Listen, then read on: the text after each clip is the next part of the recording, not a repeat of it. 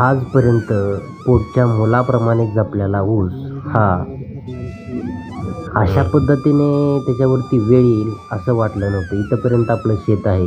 हे शेत वडिलांनी दुसऱ्याच्या शेतामध्ये मजुरी करून घेतलं आणि त्याच्यामध्ये ऊस लावलेला आहे आणि हा ऊस आज कारखान्याला जाणार आहे.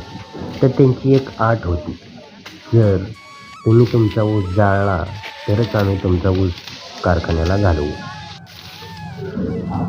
नाही होय म्हणत निर्णय घेतला आणि दोन्ही ऊसाच्या मधले पाचटची फट पाडली, कारण आमचा ऊस पेटवल्यानंतर दुसऱ्याच्या शेताला आग लागू नये.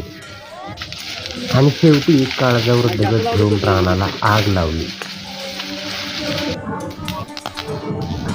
ऊस पेटलेला बघून अक्षरशः काळजाचं